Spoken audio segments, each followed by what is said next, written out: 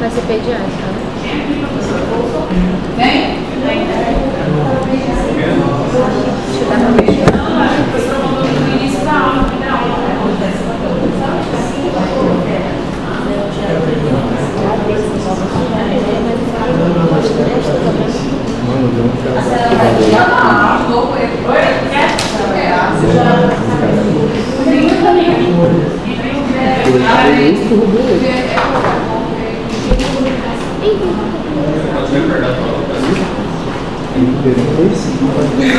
Tá, o meu vai até agosto do ano que vem.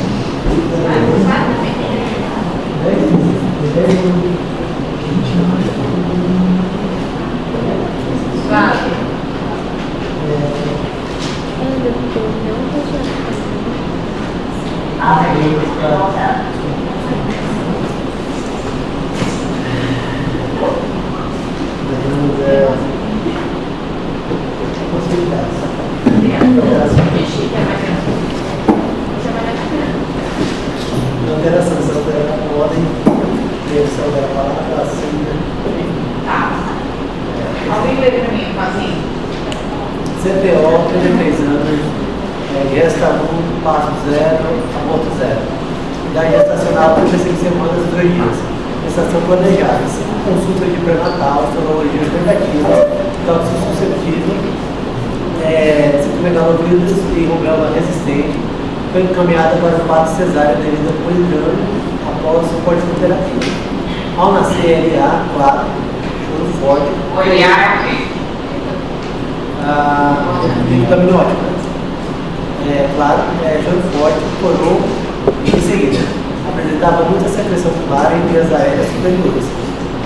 Passado. Sonda urográfica. Número 8. Que progrediu, sem mal formações aparentes, com cianose após sonda, melhorando com a oferta de O2 inalatório, mantendo apenas leve desconforto respiratório. O que chamou a atenção até agora?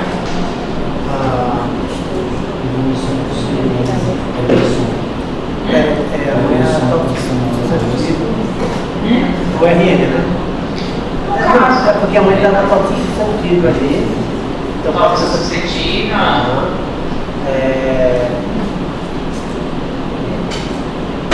Qual o motivo do parto cesárea? Cesárea. Polidramia. E também está. Por que fizeram corticoide?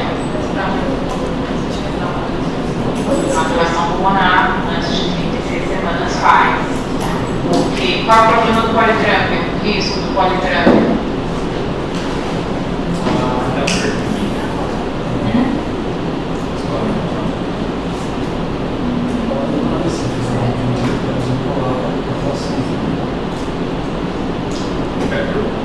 Na verdade, trabalho prematuro de parto. Você tem que pensar que a barriga tem limite, né? Não é à toa que os partos gemelares são prematuros, por falta de espaço mesmo. Então, a poligamia, você tem que lembrar que ocupa o espaço, então pode levar a restrição de crescimento intrauterino, sofrimento fetal e trabalho de parto prematuro. E ela pode ser causada por alguma outra coisa também, né? Mas só pelo polidrâmio já pode ter algum risco, a chance de prematuridade é maior, por isso que já encaminharam para, devia ser um polidrâmio importante, né? Ao nascer chorou, forte, depois secreção clara nas vias aéreas superiores. Muita secreção. O que chama atenção é muita secreção. Se a pessoa colocou ali, é porque chamou atenção que estava fora da curva, tá? É rotina aspirar aérea? Tudo bem? Antigamente era. Hoje em dia não é mais.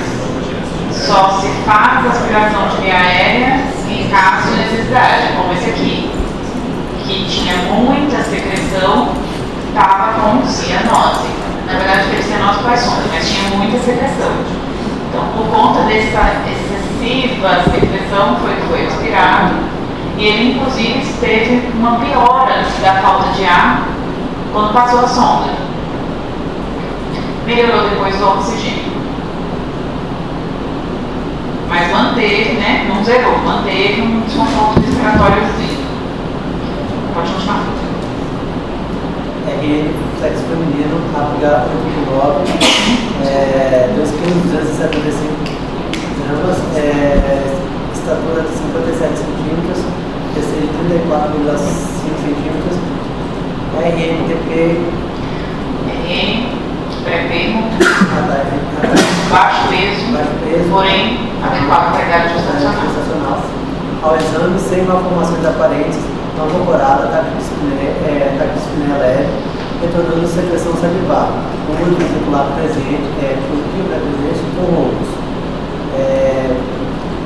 Bulha rítmica normofonética. Bulha ritmo normofonéticas, pulsos simétricos, abdômen flácido sem ensinomegalia. Sistema nervoso central. Ativa e reativa. Ortolânia negativa, dashboard normal, sem diurese ou decômodo. De novo, chamando a atenção, retorno de secreção salivar. E os roncos também, né, E o ronco. Conduta? Conduta inicial. Sorologia para TORS, né? Histopatológico da placenta, de parte sanguínea e aquecimento do RN. Ao repassar a sonda gástrica, não há progressão. Aí solicita raio-x de tórax e abdômen, a saturação de O2 está de 87%. Aí coloca o HUD. O que é HUD? Você sabe? Bebê não dá para ficar com máscara de mercúrio. É muito miudinho, muito curtinho, não para no canto, não obedece, fora que é muito delicado para você botar uma máscara no negócio. Então, é o capacete, tá? É o capacete para a oferta de O2, uma saturação maior, é uma forma de suplemento de oxigênio sem pressão positiva. Seria equivalente à máscara de mercúrio no adulto. Então, ela chama HUD. HUD a 40%, encaminhado para a UTI neonatal, né? Então, o que é TORCH?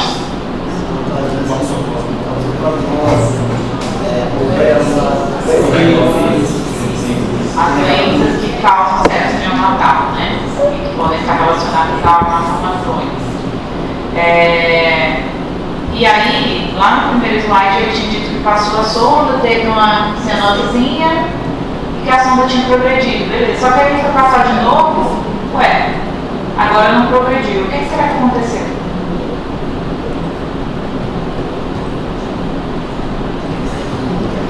O que significa a sonda não progrediu?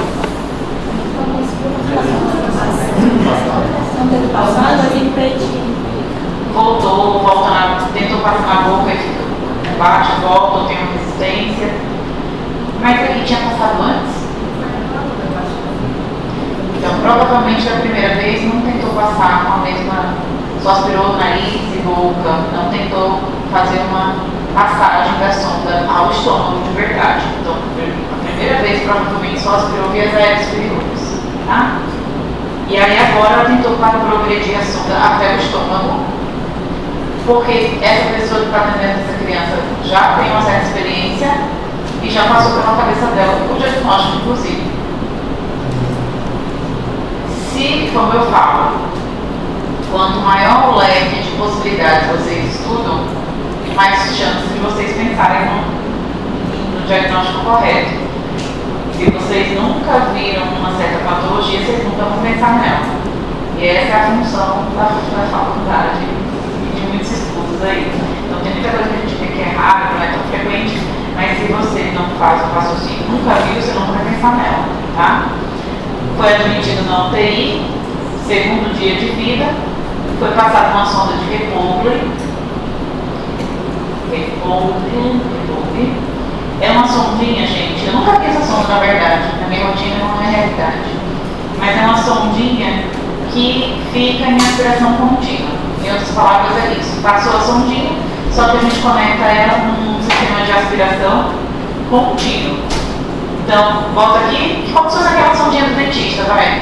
Põe lá e deixa lá. Para evitar o quê? Por que eu faço isso? Aspirar o quê? Acumular a secreção e outra aspiração. A própria saliva, no caso, né? Ou o refluxo gastroesofágico. Até agora a gente não tem confirmação de nada. A sondinha recorre. Essa daí.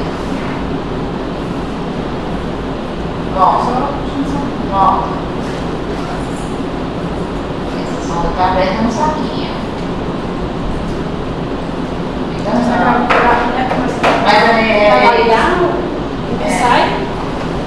não, essa aí é uma sonda nasogástrica aberta, é diferente. Essa vai com saquinho. A de repolho não, ela fica conectada mesmo no sugador.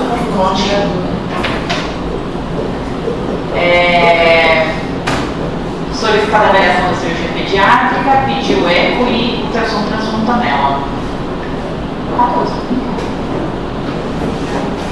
Só um para o povo dormir, ainda mais hoje, que tá um silêncio, e ó. Eu vim tomar eu fazer, eu confesso, fazer um café que eu não dormi.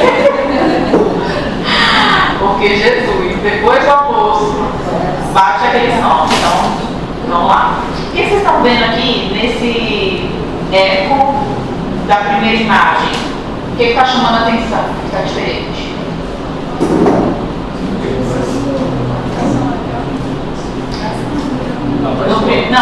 No primeiro. O ato de esquerda. O primeiro, sim, tem uma comunicação interatrial, tá? Tudo bem, mas ver o primeiro. O que mais? Hã? Do mesmo tamanho? O coração direito está maior. E isso é verdade no embrião, no feto. Porque a circulação a circulação materno, o oxigênio que vem da placenta, aliás, o pulmão do bebê não precisa trabalhar, né? Não tem troca gasosa. Então, naquele momento, a circulação pulmonar é menos importante. E aí, ele tem aquele shunt direito e esquerdo, que é o forame oval patente, que é natural, é normal, até o nascimento. Então, até o nascimento, para a gente ter o forame oval ali interatrial aberto, porque acontece que o sangue não é oxigenado no pulmão do bebê, e sim na mãe, na placenta, né? Então ele não precisa perder tempo mandando sangue para o pulmão não expande. Só que assim que o bebê respira pela primeira vez, a expansão torácica muda completamente a fisiologia e essas pressões da circulação cardíaca e pulmonar. Isso faz com que fecha a válvula ali do átrio, porque a pressão dentro do coração esquerdo agora passa a ser maior. E aí, por um efeito de válvula, não deixa mais a válvulinha do átrio aberta, tá? E o coração esquerdo, ele é mais robusto, porque é ele que tem que fazer mais força para bombear sangue para o corpo inteiro. O átrio só recebe. A força que o átrio tem que fazer é só para jogar para o pulmão. Ele não precisa de tanta força. Então, o normal seria ver o coração esquerdo maior e não o contrário. Quando eu tenho câmaras direitas dilatadas, isso me fala do quê? Que essa pessoa, essa criança pode ter o quê?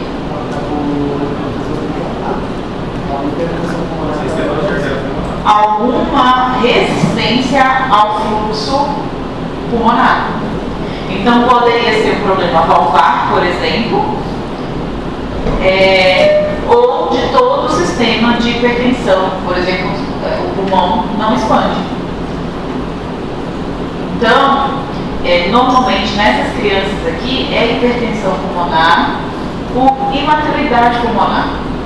Esse pulmão, ele é um RN prematuro, teve até que fazer aquele corticoide, né?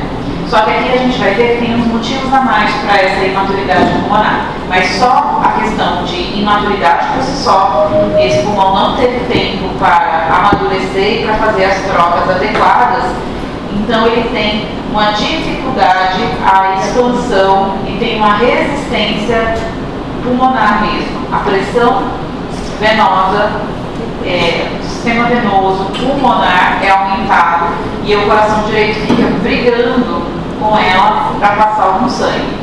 E aí, quando esse coração direito está com essa pressão aumentada porque ele está brigando, acaba mantendo a persistência do forame oval patente, que deveria fechar ao nascimento, porque essa mecânica ainda não está legal como deveria estar. O fluxo pulmonar deveria ser um fluxo livre, fácil, até porque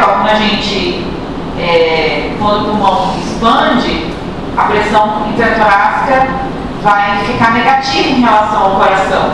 Então é como se fosse uma bomba a vácuo puxando sangue ali para dentro do pulmão. Na verdade, quando a gente inspira, né? Quando a gente inspira, faz essa troca e expira, enfim, fica um sistema de sifonamento, de pressão, facilitando não só o coração em si manda, mas a nossa própria respiração também facilita esse enchimento e esse esvaziamento da circulação pulmonar. Essa criança tem um pulmão que não está maduro. O pulmão maduro não tem complacência, não expande, não tem a troca adequada.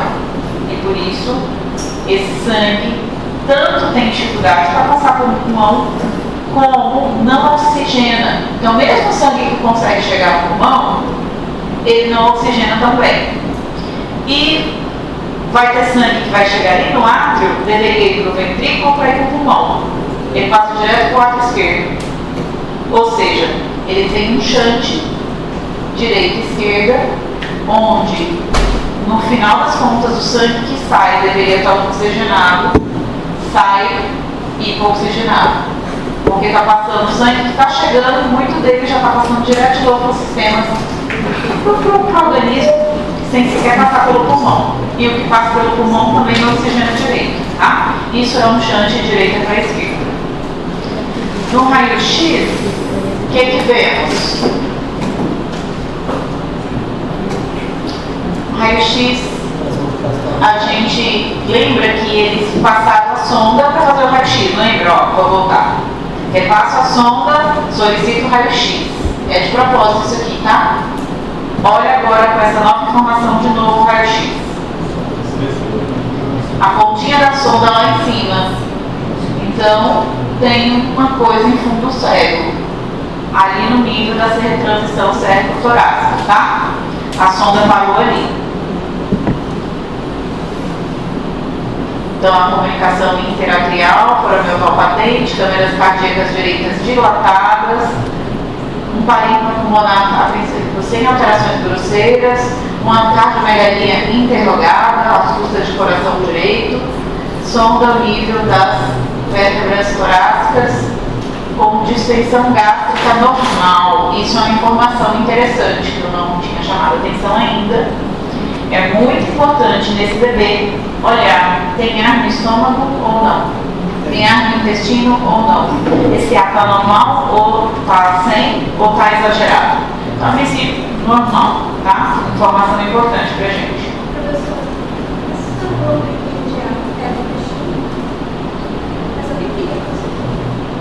É tudo intestino. O estômago é aquele feijãozinho maior ali, o resto é intestino. Tá? Segundo dia de vida? O exame não tem taquispneia leve com Hemitórax.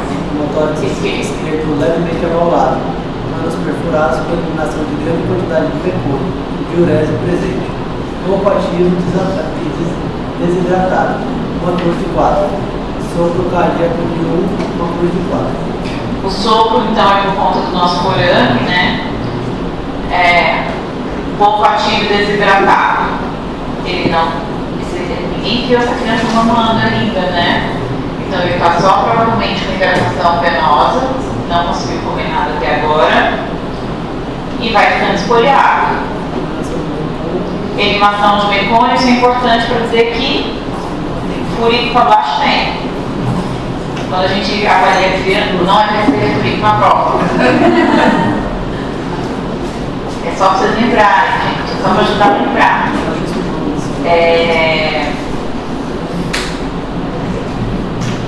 Mas a primeira aula de cívica que eu falei para vocês é que quando a gente tem que voltar em embriologia, falando em malformação, é que normalmente os tubos naturais não necessariamente existiam.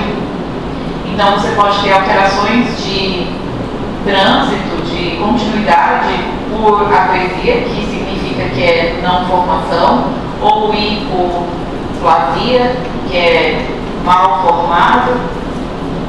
Então, aqui, quando eu penso em orifícios, né, de trânsito intestinal, eu tenho que pensar da boca ao ânus. Então, se está saindo mecônio, para baixo está tudo ok, o problema é alto. Tá? Passa um acesso venoso periférico, o catéter não progrediu da veia umbilical, iniciou IPT e antibiótico. Que antibiótico? Você sugere para cá? Para quê? É uma mídia. Tem método, né? Tem método, não é óbvio. Aqui, ela estava, na verdade, aqui, ela não sabia o certo que ela ia encontrar, então ela fez para sepsis neonatal, pega tudo também. Você não sabe o que é, você trata tudo. Mas, se eu pensar no motivo específico da doença que a gente vai chegar, eu tenho que pensar em broncoaspiração, e é a mesma coisa, bicho de boca, tá? Solicitado, então, ultrassom e a coleta de hemocultura. Terceiro dia de vida, manteve um ataque de espinéia com CUD de 60%, ou seja, eu estou aumentando a oferta de O2, ar ambiente é quantos por cento? 21. Então, primeiro a gente começou com CUD 40, agora a gente está com CUD 60 e esse é o CUD maior. Venturi só vai até 50. Depois da Venturi, aí é máscara de reservatório de O2 a 100%, mas essa máscara ninguém põe em paciente, é só para intubação, só para emergência, tá? Então, o CUD aí já está no limite, icterícia até zona 2, murmúrio vesicular, positivo com roncos esparsos. A criança teve uma parada cardiorrespiratória. Falei que o CUD não estava dando conta, ela provavelmente parou por hipóxia. Intubaram, visualizaram sangue vivo na traqueia. Manobras de RCP, de ressuscitação com adrenalina, retornou a frequência e a coloração após 3 ciclos.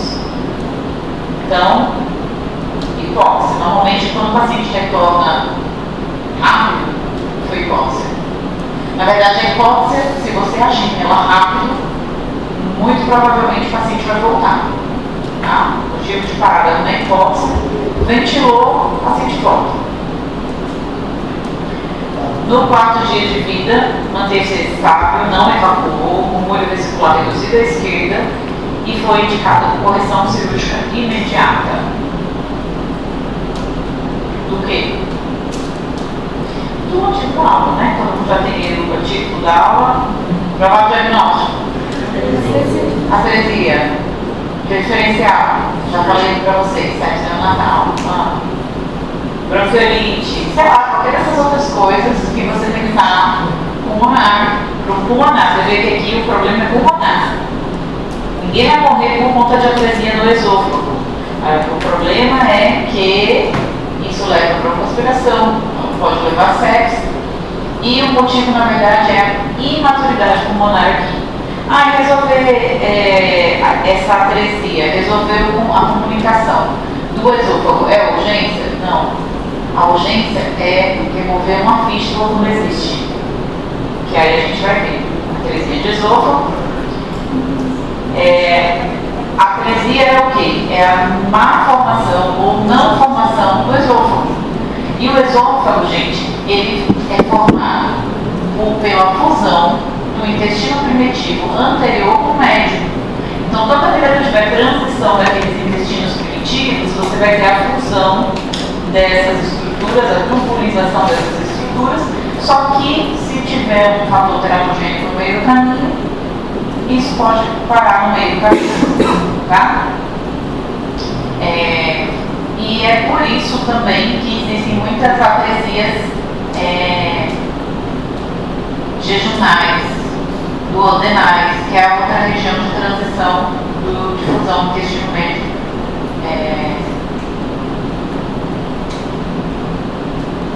Não, na verdade não tem fusão ali não, mas é outra região que é bem crítica de malformações por questão de rotação, de fixação. É muito comum ter também atresias dessa região duodenal alta, e o jejunal alta. E aí, é a anomalia congênita mais comum no desenvolvimento esofágico por parada da fusão, da continuidade. Mais de 90% dos casos de atresia de esôfago possuem fístula traqueosofágica. E é esse o problema. A fístula traqueosofágica é o problema, que é ela que vai levar a broncoaspiração, a piora da hipóxia e morte. Tá? 50 a 70% estão associadas a outras anomalias ou síndromes genéticas. Isso é outro problema, porque quando você vai somando comorbidades, você vai piorando o prognóstico da criança. Então ele pode ter só atresia, mas ele pode ter atresia com malformação cardíaca. Piorou, a chance dele vai piorando, né? Prematuridade é comum, a gente viu porque essa criança, gente, ela... Lembra que a criança quando é feto, embrião, feto na verdade, né? Ela debute o líquido amniótico como forma de treinamento do trato digestivo e pela maturidade pulmonar também. Tem a produção lá dos surfactantes, transformação dos pneumócitos do tipo 1 e tipo 2, vai fazendo uma maturação desse tecido. Como essa criança não consegue deglutir, ela pode inclusive ter um dos motivos da imaturidade pulmonar dela ser isso, além da idade, né? Além da prematuridade também. E não só do trato respiratório, mas do trato digestivo também. Ele é atrófico, nunca passou nada por ali, tá? Então a gente vai ver que o intestino do esôfago distal, ele normalmente é mais atrofiadozinho do que o esôfago proximal. A prematuridade e o retardo do crescimento intrauterino é frequente por conta da polidrominia. Esse bebê tem circulação materno-fetal, ele faz xixi, mas ele não engole. Por isso, a polidrominia não tem aquele fluxo regulatório normal.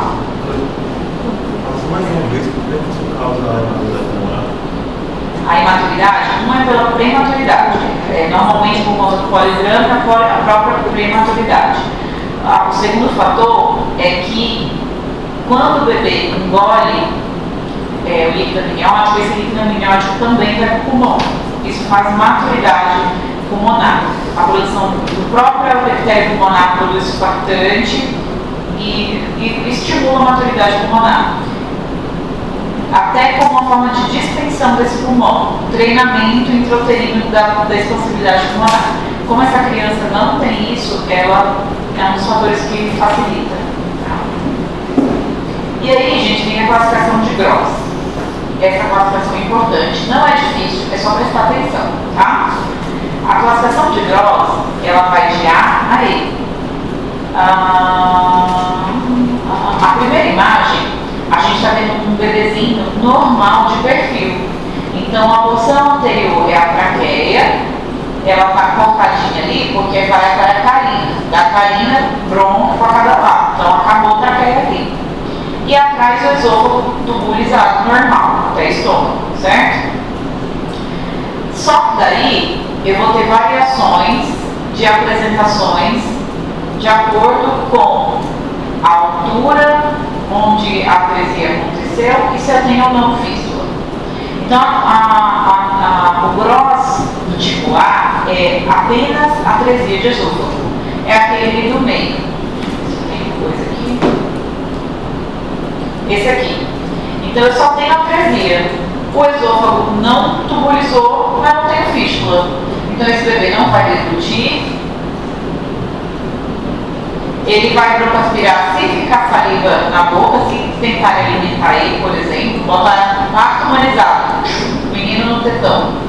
Esse o moleque vai imediatamente vomitar tudo, vai voltar tudo, não vai para canto nenhum. Mas ele não tem fístula com a parede, com a árvore respiratória. Então, desde que não dê comida para ele não teria grandes problemas com comunicação com a via aérea. Se eu fizer um raio-x dessa criança, vai ter ar no estômago? Não. Então, aí começam as nossas dicas para diferenciar o tipo baseado na clínica, tá?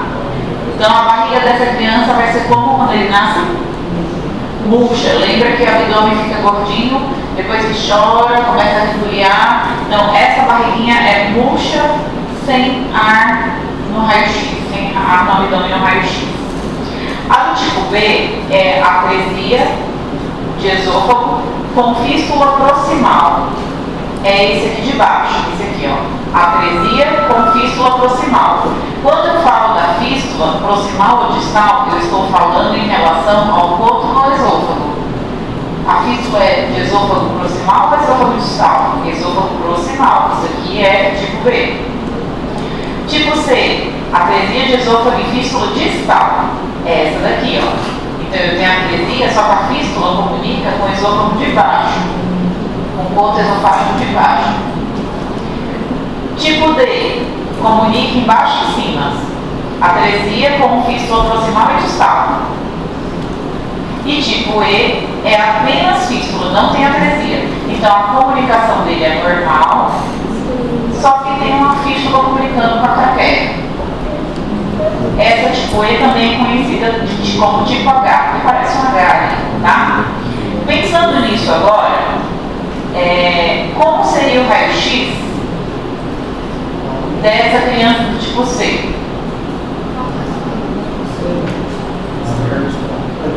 Vai ter ar no estômago? Não. Mas se ela engolir, vai pro pulmão? Vai.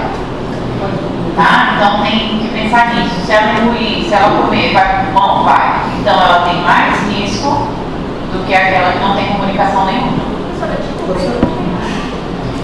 Tipo A, somente atresia. Tipo B, atresia com fístula proximal. Tipo C, atresia com fístula distal. Professora, no caso daquele caso que seria D? O regime anterior, ele tinha ar. Ele tinha ar. Deixa a gente voltar lá depois na história, que não vai confundir a cabeça de vocês agora. Certo? Entenderam? Por que o tipo C? Gente, o tipo C é o mais frequente, tá? É a mais frequente hoje na população. Na imagem vai ter ar no estômago. Tipo C, essa de baixo aqui, é a primeira de baixo. Eu também falo aqui. É a primeira de baixo, mas segue o texto. Tipo A, não, tá certo. Tá certo, é a do meio de baixo, tipo C. Vai ter outro slidezinho, gente. Mas é exatamente o que está escrito. Você olha para a imagem. Tem atresia? Sim. Tem fístula? Não. É tipo A. Tem fístula? Tem. Proximal ou distal? Proximal, tipo B. Tem fístula? Tem. Distal, tipo C. Tem as duas fístulas? D. Só tem fístula, não tem atresia. E. O H. Não vai ter A, C. Olha lá. Por que a C não tem ar no estômago? A C não tem ar, desculpa, estou segurando para B. Pronto, vamos mudar para esse slide aqui, vai ficar melhor. Então, de novo, ó, tipo A, só atresia. Tipo B, fístula proximal. Tipo C, fístula distal. Tipo D, fístula proximal, distal. Tipo H, só fístula. Quando eu tiver comunicação com a via respiratória, eu vou ter ar no estômago, ainda que essa fístula seja através da traqueia. Mas a fístula, ó, tipo A, tem ar no estômago? Não. Broncoaspiro? Não. Tipo B, tem o ar no estômago? Não. Ok? Tipo B, broncoaspiro da boca, passa direto, saliva, por exemplo, se ficar engolindo ou comendo. Tipo C, tem ar no estômago? Tem. Tem muito. Sabe por quê? Enrola. é valsalva, é a forçado passando direto da traqueia, que ele está fazendo valsalva para dentro da bexiga e estômago.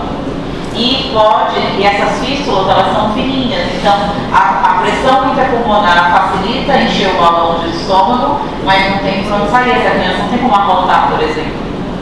E se refluir, vai refluir para dentro do pulmão, ácido gástrico.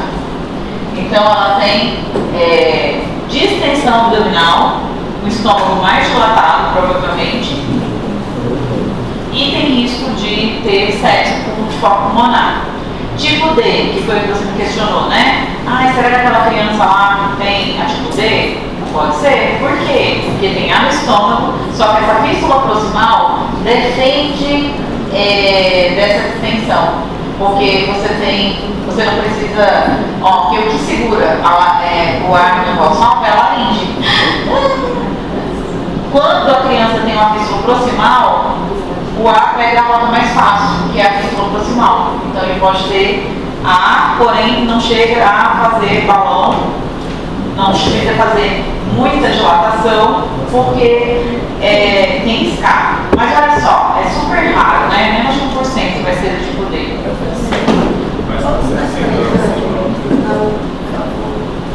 Essa terceira de baixo.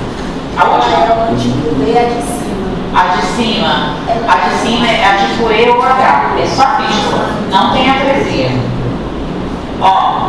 Tipo E ou H, é a próxima. Você tem tubulização normal, essa criança come, essa criança engole, essa criança tem ar normal na barriga. Mas qual é o problema? Ela tem pneumonias broncoaspirativas de repetição, mesmo sem ter refluxo.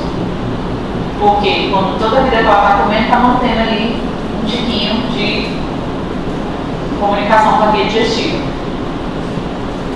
E essa criança, normalmente, é a criança que passa o diagnóstico batido. Porque o que faz os casos de atresia mais importantes, a gente não consegue deixar passar batido. Porque é isso, a criança nasceu e não come. Então você se obriga a investigar. Agora a criança nasceu e come, aí entra um bololô na história, porque você vai pensar que ela teve sepsia neonatal, bronquiolite, qualquer outra coisa, menos que ela tenha uma malformação congênita. Isso aqui seria um diagnóstico de exclusão após ou de investigação em crianças que têm pneumonia de repetição.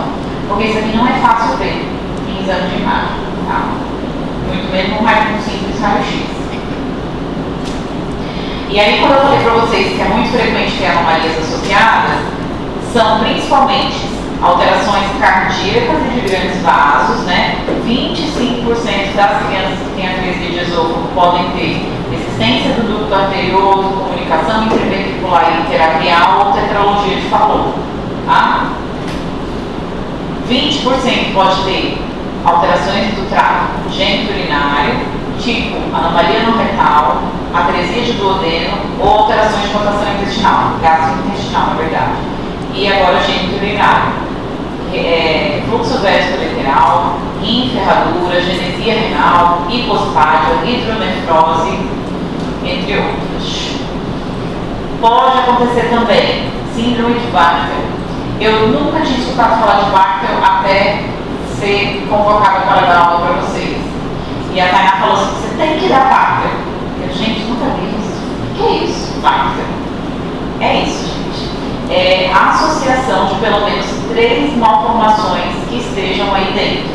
Bartter é sigla de alteração vertebral, anorretal, cardíaca e grandes vasos, traqueoesofágica, rim e membros linos, tá? Então eu tenho 6 grandes malformações. Se eu tiver pelo menos 3 dessas, enquadra a criança numa síndrome Bartter, tá? Segundo a Tainá, é bastante frequente. Então toda vida, por exemplo, que eu pego uma atresia de esôfago, que é uma coisa que não dá para passar batido, exceto a tipo E, automaticamente eu tenho que pensar nessas aqui e fazer busca ativa. E por isso que o intensivista lá, o pediatra que atendeu aquela criança, já pediu ultrassom transfontanela e ecocardio, ela pediu investigação cardiológica. Com certeza ela vai pedir também um ultrassom de rins e vias urinárias para avaliar a parte renal, pode pedir raio-x de corpo inteiro para avaliar se tem alguma malformação óssea ou de membros. Então você começa a dirigir o seu raciocínio para descartar síndromes frequentemente associadas. Também existe maior associação dessa síndrome Chard, que é com coloboma, alterações do sistema nervoso central e as trissomias do 21 e do 18, tá? E a história clínica do bebê é como? Então, o bebê que nasce, normalmente com uma história de prematuridade, dá para ver a atresia de esôfago no tração pré-natal? O que vocês acham?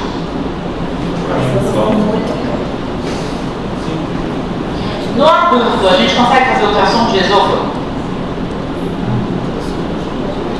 É bom o exame de ultrassom para ver esôfago? Não, gente. Imagina um moleque desse tamaninho dentro da barriga. Não, esquece isso. Não é uma patologia fácil de diagnosticar pré-natal, de pensar nela, se eu tiver só ela.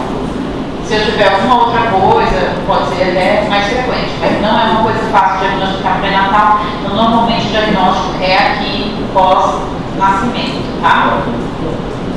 Então, o bebê, normalmente prematuro, com história de polidramia, que nasceu com essa história de saliva aerada, secreção demais na boca, não é normal, tem que chamar, é isso que chama atenção, a salivação aerada. Então, fazendo bolinha, sabe criança quando está fazendo arte, que faz uma bolinha assim na saliva? Pois é, o bebê fica fazendo tipo nojeira assim, só que não é porque ele quer, é porque normalmente tem uma comunicação da via respiratória soprando essa saliva para a boca. E porque ele não deglute, ele tem cialorreia. O que é cialorreia, gente? Errado. A maioria pode até ser, mas a maioria é por distúrbio de deglutição. A produção é normal, mas você não consegue engolir, e aí isso se traduz como babação. Mas a babação não é porque produz saliva demais, assim, porque não consegue engolir a saliva, tá? Por que eu chamo atenção para isso? Isso muda nosso pensamento, nosso raciocínio. Por que está produzindo saliva demais? Será que tem alguma coisa no sistema nervoso? Não, o buraco é outro, tem que pensar primeiro que não está descendo. O raciocínio muda para uma obstrução de via aérea, tá? E aí a criança tem episódios de tosse, cianose e dificuldade respiratória, que é exacerbado por alimentação. Então, tenta dar um leitinho para essa criança, ela vai se afogar, porque a comida está indo para o pulmão, tá? Pode ter regurgitação, porque é um fundo seco curto. Então, a criança vai estar com fome e ela tem reflexo de sucção. Então, se você der o peito, ela vai tomar. Então, ela vai, nem desce. Engoliu, vomita, tá? Regurgitação alimentar do leite. Diferente do gordo, daquele leite talhado, da estenose petrófica, vai sair o leite inteirinho, do jeito que entrou, tá?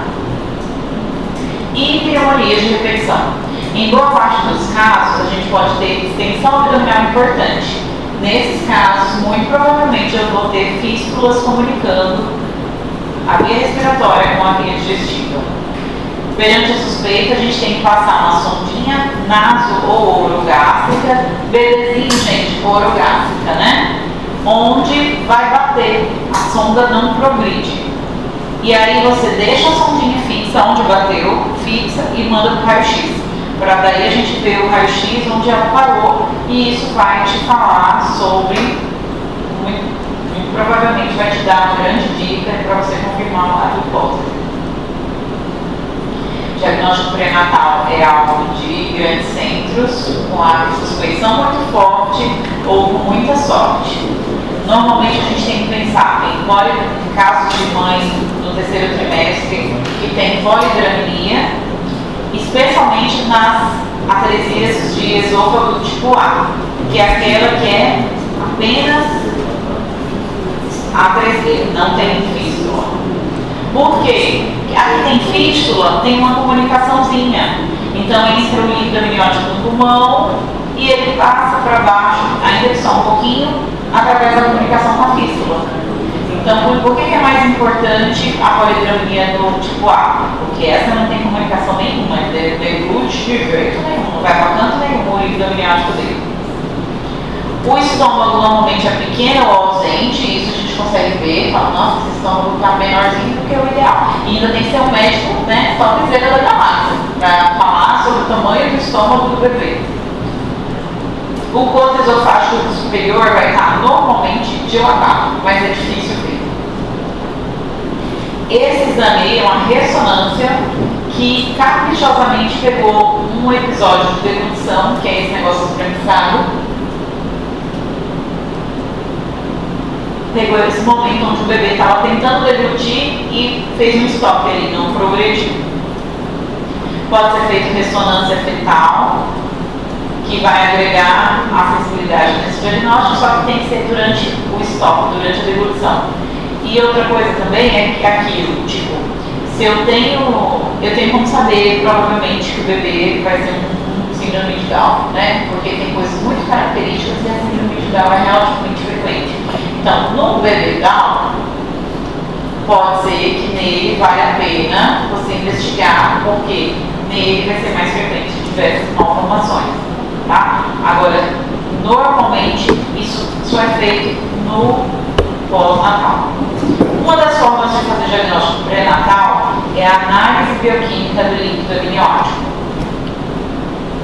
Porque nas crianças que têm atresia, como elas não deglutem, o líquido amniótico tem uma concentração de enzimas digestivas maior e característica dessa doença.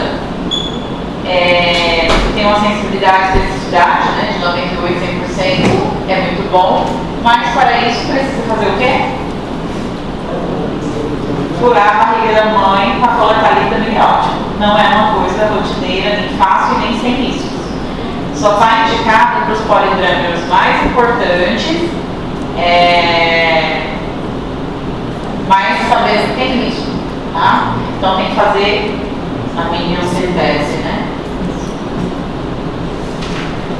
Vai mudar a conduta pós? Pode ser que mude.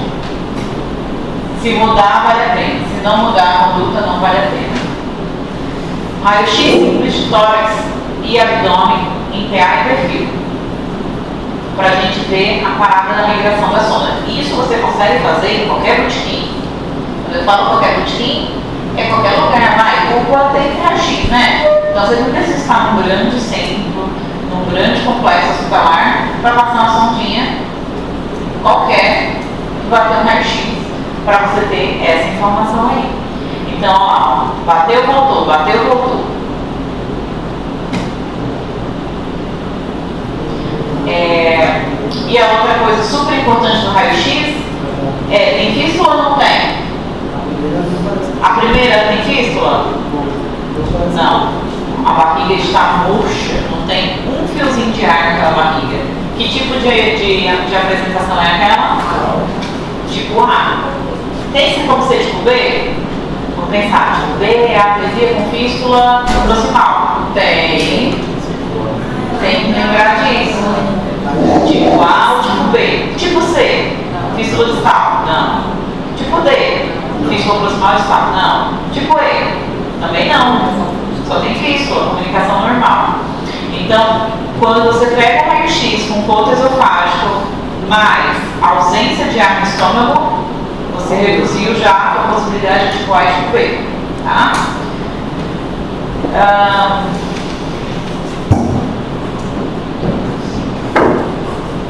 Como que talvez eu consiga diferenciar uma criança e outra criança no exame clínico? A e B. Uma tem fístula proximal, outra não. A questão do líquido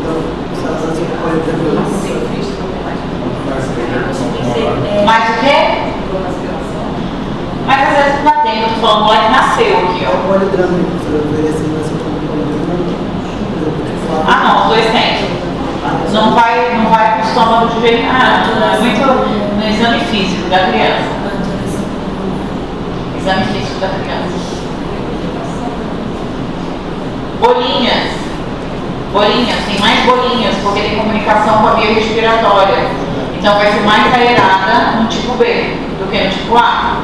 O tipo A só vai ter problema se você não deixar ele com a sondinha. O tipo B vai ter mais, enfim, vai ter mais bolinhas, vai ser mais aerado por conta dessa comunicação com a via respiratória.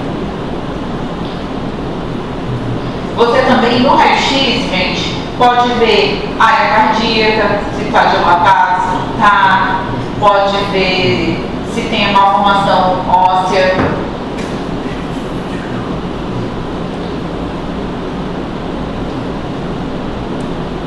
Se eu já posso ter uma pneumonia para valer, broncoaspirativa, já broncoaspirou, já tem pneumonia, já tem que tratar. E nesse raio-x 2 aqui, ó, a gente vê a sonda também, tá? Ó, faz a voltinha lá em cima, a setinha está mostrando a sonda. E o estômago gigante. Tá vendo que o estômago está mega dilatado? Tipo A, pode ser? Tipo B? Tipo C? Tipo D? Pode. É mais provável que seja tipo C, tá vendo? Como está dilatadão?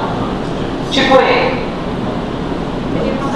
Teria passagem, não ia parar lá em cima, tá bom? Então, muito provavelmente um tipo C aqui, tá? Eu posso fazer o mesmo exame, só que com contraste. Aqui a gente já começa a aumentar um pouquinho a complexidade, não vai ser em qualquer lugar que vai ter contraste para a gente fazer esse exame. Mas é um exame super importante, especialmente, é ele que vai confirmar o diagnóstico. Porque até então, tu bate, você não tem certeza total, né? Então você vai passar a sonda e vai botar bário. O que vai acontecer se for no tipo A? Você vai ter comunicação com a amostra e você vai ver que ele vai se acumular no finalzinho. Aí, vai encher, ó, e o corpo esofágico proximal, gente, sempre é gordinho. Por quê? Porque, ó, movimentos de treinamento tentando vencer obstrução.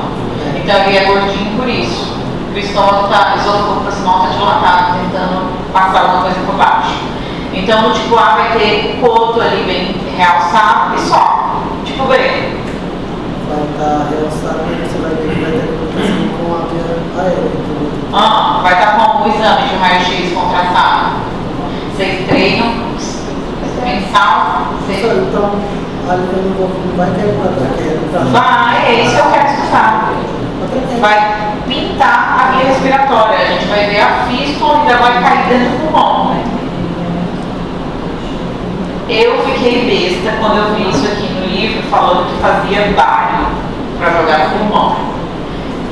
Eu comprei um livro de cirurgia pediátrica por conta disso, e lá está dizendo que bário no pulmão ok, que não tem pneumonite, que não é péssimo como eu achava na cirurgia geral.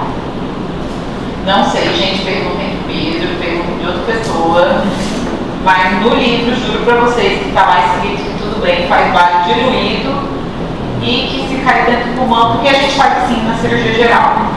O risco-benefício de fazer o contraste é importante? É, na pior das hipóteses, o contraste cair na barriga, a gente vai abrir, porque tem perfuração, e vai lavar, vai tirar. Aqui, vou lavar o pulmão, mas eles falaram, tudo bem. Você não mata não, tá? Se for tipo C, eu consigo diferenciar, a minha pergunta, adoro essas perguntas de prova, eu consigo diferenciar tipo C de tipo D só com o exame contrastado no raio-x? Como? Não, porque você acho que vai falar lá em cima. Briguem. Só quero ver as respostas. Faz uma roda, vai ter quem vai encher o outro, vai encher o saquinho. Mas é porque a ficha tipo você vai ser Você acha que tem como diferenciar? Será porque tipo você não vai dar Não, a feira não.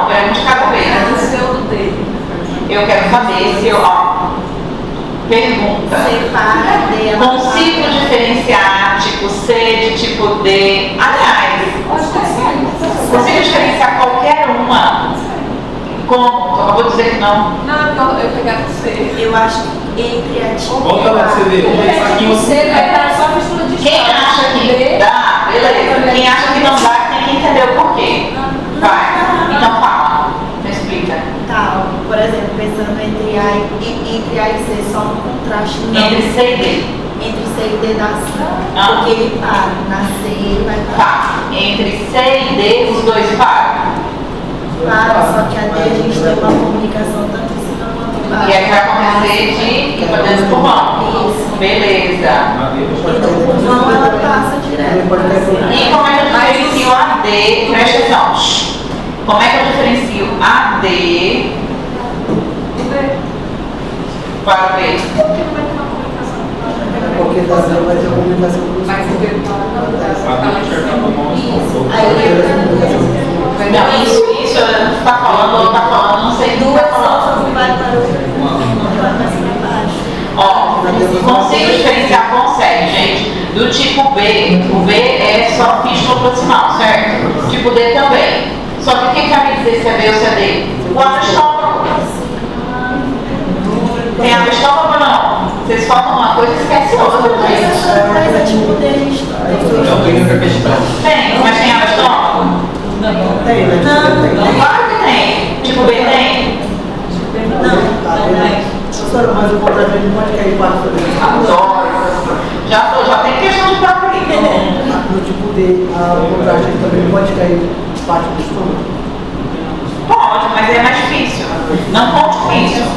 Sem contar com isso. Se contar com isso, ótimo, vai estar lindo. Olha, pinta aqui, pinta lá, mas normalmente não consegue.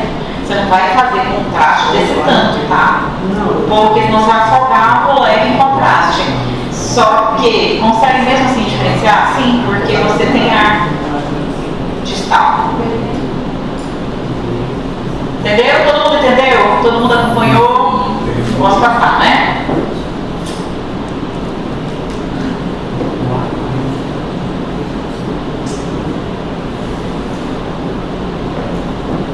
Esse caso que está aqui, aí você já lê embaixo. Não lê embaixo não, é quase a mesma coisa que falar assim, veja, leia, você não leu até agora, leia agora.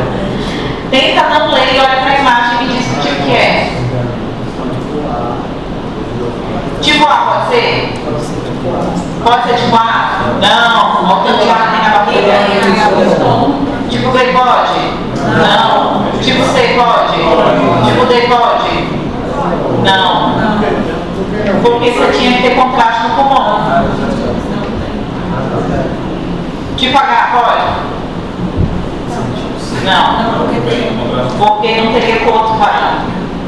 Tá? Então tem que entender os desenhos e não precisa decorar. É só parar e pensar.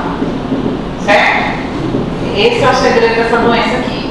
Se você lembrar dessas questões de ar no estômago ou não,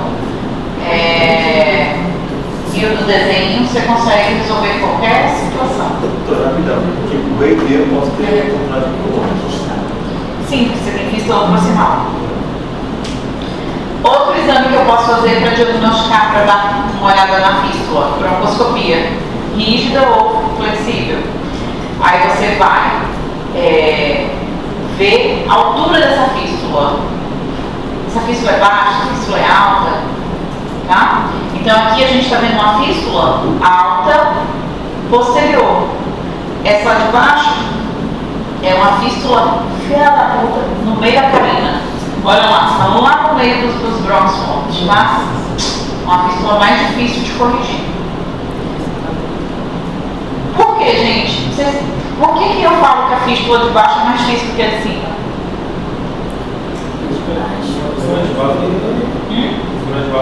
Não por isso.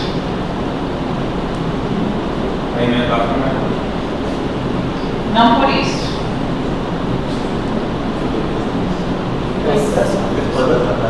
Ó. Não. Eu vou dizer para vocês o motivo, mas vocês vão tentar depois me explicar o porquê. Como que a gente faz o tratamento da fístula? Eu vou lá, acho a conexão, vou na base da traqueia e ligo. A ligadura é, passo um ponto, amarro e corta. Fechei a fístula. Essa fístula pode reabrir? Isso seria uma complicação da cirurgia. Permanência da fístula. Pode, gente. E aí é onde eu digo que essa de baixo tem um maior risco de reabrir do que a de cima. E aí depois eu quero que vocês tentem no final para me dizer o porquê. Calma, vamos continuar. Se a criança está em ventilação ambiente, a pressão lá embaixo e aqui em cima é igual. Só que se a criança está em ventilação mecânica, não necessariamente a pressão é igual.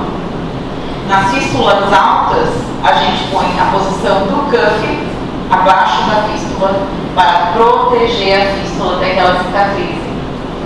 Porque do cuff para baixo, eu tenho pressão positiva. E aí essa pressão ventilatória positiva num lugar que tem um ponto, que tem uma sutura, tem maior risco de deiscência. E se eu desfaço uma deiscência por pressão elevada respiratória, qual é a complicação imediata que eu tenho?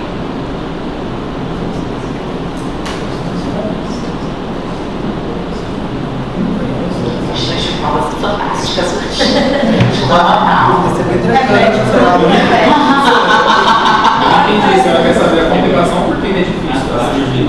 A senhora pergunta a complicação que eu tenho imediata se desfaz esse ponto na criança que tem ventilação mecânica. Você pode apresentar uma dessa fístula, professor? Não, primeira coisa é a permanência da fístula. Tá? Posso ter isso, pneumomediastino ou pneumotórax hipertensivo. A ventilação mecânica, isso não dá tempo, é rápido, tá? E é muito ruim, porque uma vez um lugar fez deiscência de uma sutura, não adianta eu parar no ponto de novo. Puta merda, fica friável. Onde você deu o ponto que rasgou, o processo inflamatório da cicatrização deixa os tecidos mais fragilizados, então não adianta querer ir lá só dar um pontinho. O que a gente faz nesses casos? Passa o tubo para baixo e ventila para baixo. Só que nesse caso da Karina, como é que eu faço? Não, tem jeito de fazer, é mais difícil, um bebezinho RN, então passa um combitube, passa um tubo ou ventila seletivo, só para um lado, no desespero, na hora seletiva. Escolhe o pulmão, respira só por um pulmão, até você providenciar um combitubo, um tubo duplo do tamanho desse RN. Essa é a dificuldade, é achar um tubo do tamanho desse moleque. Para fechar depois, A natureza. Você só tem que tirar a pressão de cima. A natureza cicatriza, tá? Eu só fiz vocês raciocinarem, não vou perguntar isso, é bem difícil isso. Mas fiz vocês raciocinarem porque isso pode acontecer e você tem que entender a mecânica do que está acontecendo, tá? Então, por exemplo, semana passada, eu fiquei mais de uma hora, semana retrasada, na verdade, semana passada, com um paciente, eu e o Arthur, reposicionando uma traqueostomia, levamos mais de uma hora, de tão difícil que estava. Paciente, teoricamente, que teve uma história de estridor alto, adulto, estridor alto, levou ele para o pronto atendimento em insuficiência respiratória. Imagino eu que devam ter tentado entubar e não conseguiram, não sei por qual motivo. Paciente de 40 e poucos anos, não é um paciente ainda que eu vou pensar em câncer de garganta, em câncer de laringe como causa de um tumor obstrutivo. É uma possibilidade. E seria uma possibilidade, inclusive, de via aérea difícil de não entubar. Mas era 4 dias de evolução, muito agudo. Poderia ser um abscesso cervical? Poderia, mas faltou história, não tinha história. Só falaram que foi estridor do nada, 4 dias de insuficiência respiratória. Poderia ser uma estenose subglótica? Poderia, mas ele teria que ter uma história de pelo menos uma intubação prévia. Poderia ser uma laringite? Poderia. Poderia ser um edema glótico pós... Não, edema glótico é de síndrome anafilática. Poderia. Tá? Sei que não conseguiria intubar. O que fizeram? Via aérea cirúrgica de emergência, que é para ser CRI. É para ser CRI. Mandaram ver uma tráqueo. A tráqueo foi em falso trajeto, evoluiu com enfisema subcutâneo importante, tiraram a tráqueo, passaram no tubo número 6 no buraco da tráqueo e mandaram para cá. Isso foi interior. E esse que estava na UTI, sedado, entubado nesse tubo número 6, um cara grandão, com dois. Aí fizemos subcutâneo, dreno de tórax bilateral, da grossura maior que o meu dedo. O que vocês acham nesse caso? Enfisema subcutâneo indica dreno de tórax?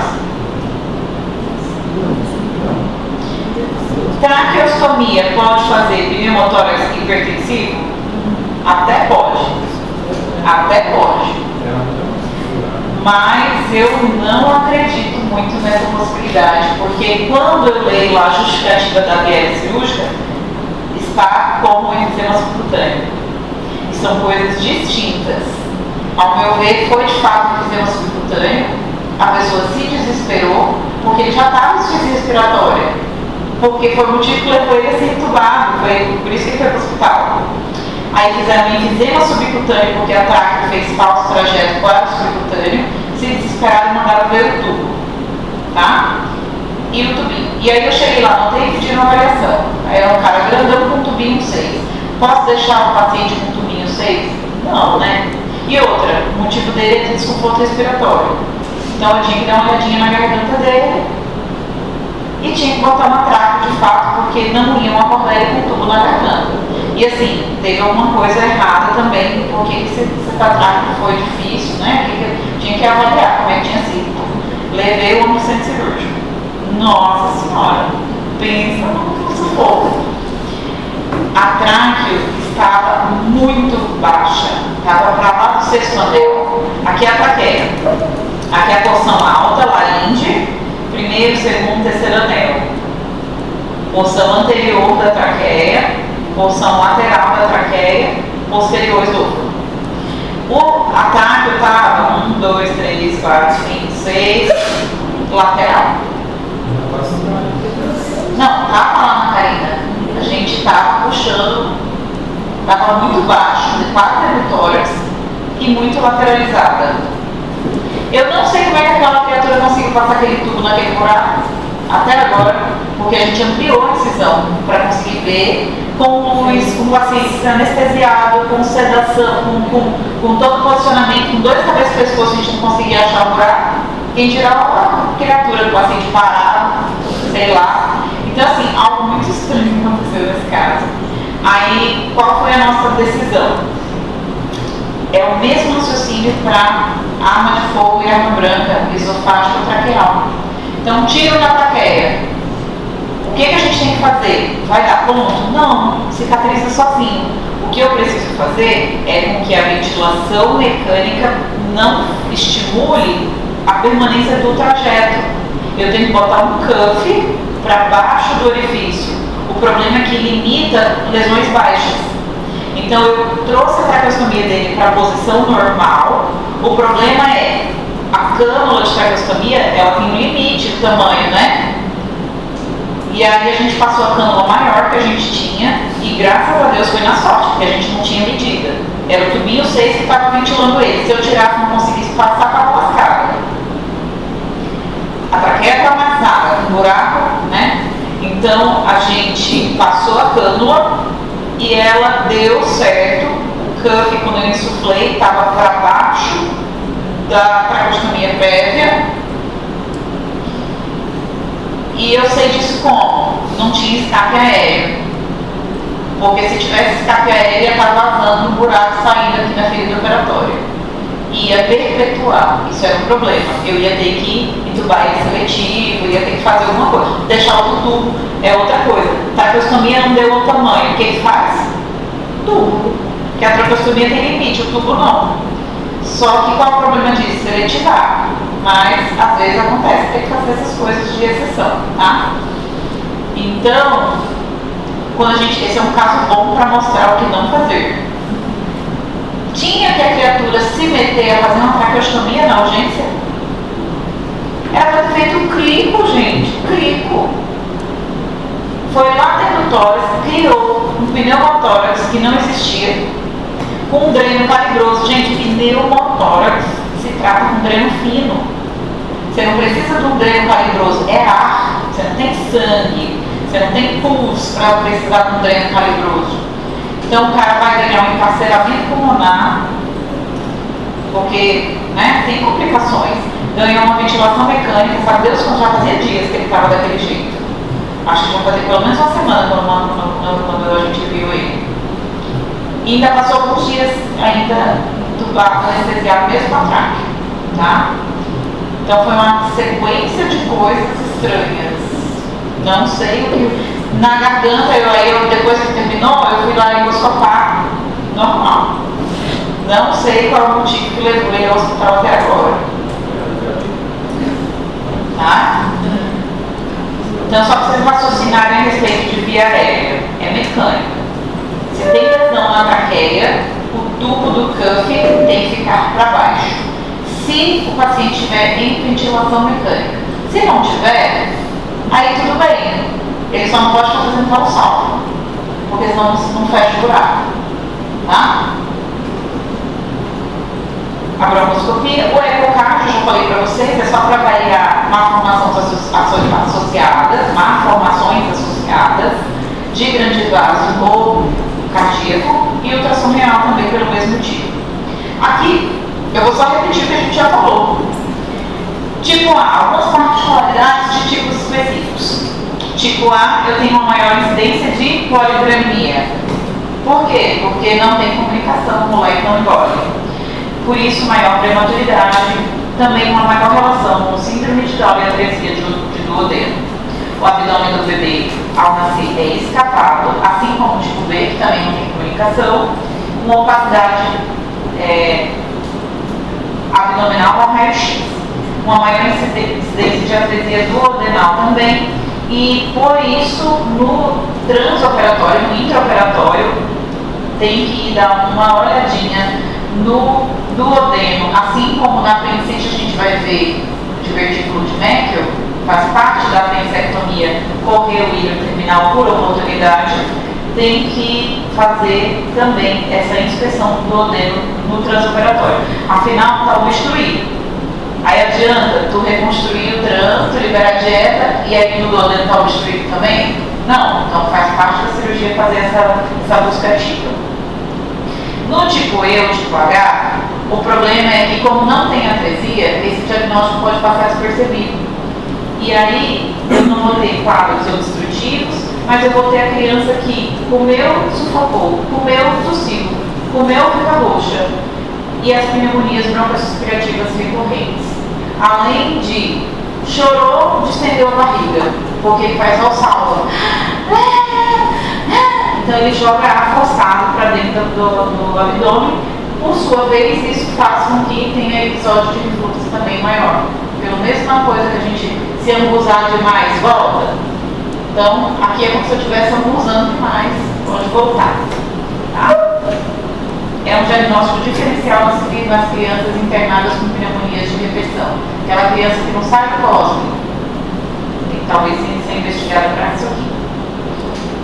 O tratamento é cirúrgico e ele foca principalmente na ressecção da fístula, que é o que vai causar complicação, e no segundo momento, no tratamento, ou no primeiro momento também, no tratamento da reconstrução do trânsito do esôfago. Cotos pequenos, ou seja, menor que 3 centímetros, são possíveis resolver na primeira cirurgia. Long gaps, ou seja, cotos muito distantes, seria maiores que 3 centímetros ou que em 2 corpos vertebrais, pode ser que tenha que fazer mais de um procedimento para resolver. E outra coisa que eu levo em consideração também para decidir pela cirurgia ou não, é se ele tem ou não outras malformações. Então, às vezes, ele vai ter anomalias associadas ou um outro problema de saúde que não vale a pena operar, tá? Por exemplo, as contraindicações podem ser síndromes associadas de prognóstico reservado, como síndrome de Potter, de Edwards, agenesia renal bilateral e hipoplasia cerebral. Você vai fazer uma correção de atresia numa criança que tem um prognóstico de vida reservado? Não. Anomalias cardíacas graves incompatíveis com a vida? Também não. Doença pulmonar ventilador dependente? Essa é uma contraindicação relativa, pode ser executada, só que o prognóstico é bem pior. Por quê? Por essa mecânica que eu acabei de falar para vocês. Existem crianças que têm essa hipertensão pulmonar mais importante, uma imaturidade pulmonar mais importante, e ela vai precisar de uma pressão de ventilação maior do que uma criança normal no mesmo ventilador, no mesmo respirador. E isso pode ser incompatível com o fechamento da fístula. E se você teimar em fazer, você pode ter um pneumotórax hipertensivo, você não vai tirar essa criança dos drenos de tórax, nem do ventilador, nunca. Então, essa é a questão da relatividade da indicação cirúrgica nesses casos, tá? O preparo pré-operatório é jejum. Ninguém vai se meter a besta de dar comida, dar titãozinho para essa criança. E fazer nutrição parenteral total a partir do momento que se pensa nesse diagnóstico, para a criança não ficar esfoliada, não ficar séptica. Botar a sondinha de aspiração contínua, para ela não broncoaspirar. Elevar a cabeceira, normalmente mantendo o bebê com conforto, que já é uma angulação adequada para o bebê, com cabeceira elevada para evitar refluxo, tá? Que tem isso. Vocês já pararam para pensar que nas crianças que têm fístula distal, e a maioria é tipo C, como ela tem a fístula que comunica distalmente ao pulmão, que ela está tendo refluxo de ácido gástrico o tempo todo. Se você deixar essa criança deitada, ela não tem válvula esfíncter esofagiano inferior para inibir essa broncoaspiração, tá? Então, é importante deixar com a cabeceira elevada por conta disso. Fazer fisioterapia respiratória, né? Vamos lá na imagem do tipo C. Tipo C. Bota essa criança deitada. Ela não está comendo, mas o estômago continua produzindo ácido gástrico, suco pancreático, isso vai acumulando no estômago. E se você deitar essa criança, vai refluir tudinho direto para a traqueobronquica dela. Então, por isso a cabeceira elevada é importante. Oferta de O2, a gente viu que pode começar com O2 não invasivo, com PUD. Não ventilar sob máscara e balão, porque vai fazer pão no estômago.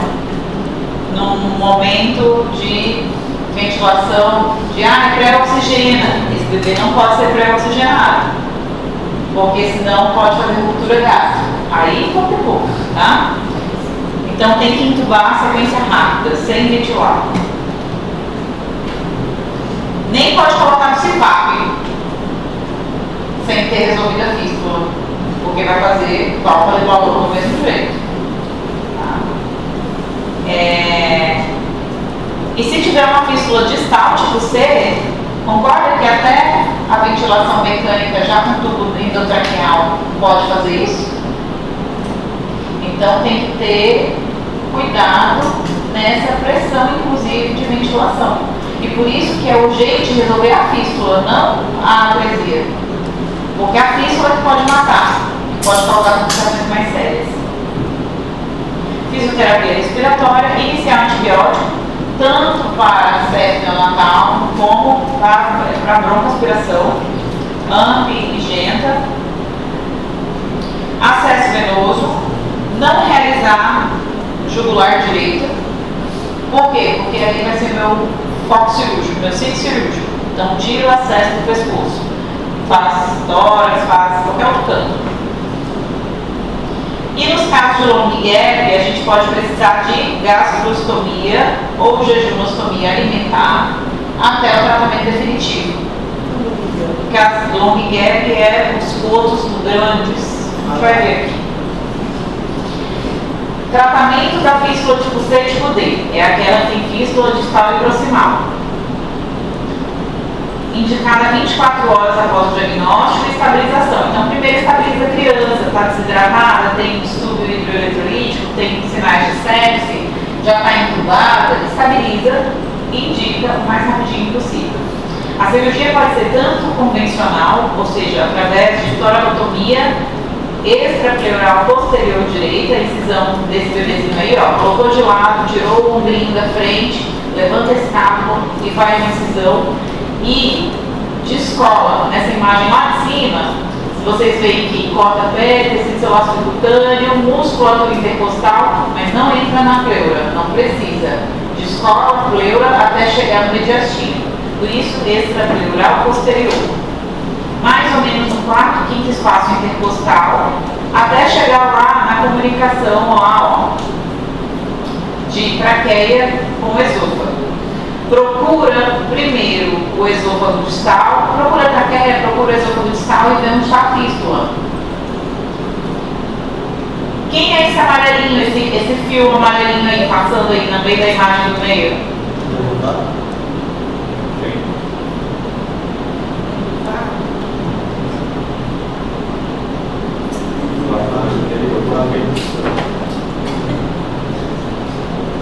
Outra pergunta. De novo, a mesma pergunta na prova. Eu já perguntei isso aqui na prova, praticamente.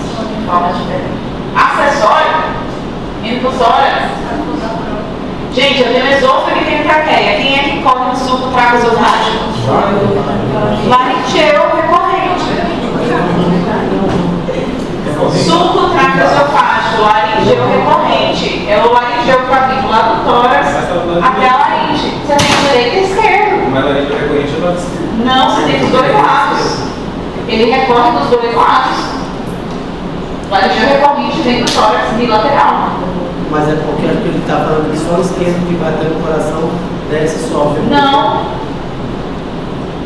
Não. Eu não sou cirurgião. Mas, meu Deus do céu, vocês vão ter mais isso comigo? Que descobre o laringeu todo dia. Vocês não. Você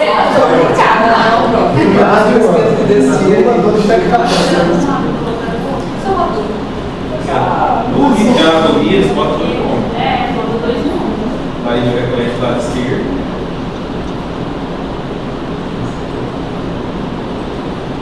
Tá.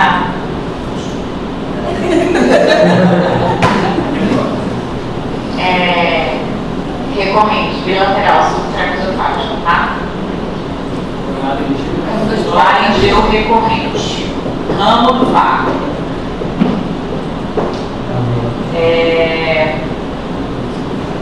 Então tem que descolar ele com cuidado para não cortar, senão você já vai causar aí, ó, complicação dessa cirurgia, disfonia. Tá? Então descola, tá vendo que tá abraçando ali, ó, só para separar o que é fístula, mas não corta ele, corta só a fístula. Lá, e sempre, gente, a fístula é posterior na parede de traqueia. Lembrando que a traqueia, ela é um anel em C. Na parede posterior é só membranácea, não tem, o anel não é completo, vocês sabem disso, né? E por que ser posterior? Porque o esôfago é um músculo, é uma estrutura posterior à traqueia. Então, acha a traqueia, descola ela para cima e aí você vai atrás da fístula. Chegou lá, libera, solta ela ao redor, passa ali uma coisa para separar ela, corta na base da traqueia e dá os pontinhos lá na traqueia. Pronto, a fístula você resolveu, é isso aí. Só isso. Só que agora você tem um coto. Esse coto distal chega no proximal? Chega. Então pega e dá ponto, faz anastomose, término terminal. O coto proximal sempre é gordinho dilatado, o coto distal é atrófio, não dilatado. Aí você tenta chegar, juntar um no outro, passa uma sonda ouro ou nasogástrica nesse momento, até para você poder alimentar essa criança via enteral e tirar a NPT. NPT não é desejável, gente. A gente mantém NPT o mínimo possível. Então, passa a sondinha enteral para que mesmo antes de você liberar a dieta oral, o intestino já vai treinando, já vai sendo alimentado. A melhor via de medicamento, de dieta, é a via enteral, tá? E para servir de molde, para não deixar estenosar ali também ao redor da sutura. Vai botar um dreno sentinela. Qual é a função desse dreno? O que é um dreno sentinela? Quantos dias ele vai ficar? Dreno sentinela, o que é? Para que serve dreno? Drenagem de quê? Tá, eu tenho dreno profilático, dreno sentinela e dreno terapêutico. O sentinela e o profilático, eles em algum momento são muito parecidos. Tá? E o terapêutico é mais fácil, vamos começar por ele. O que é um dreno terapêutico? Drenar o quê? Coisa que está saindo, no caso, pus.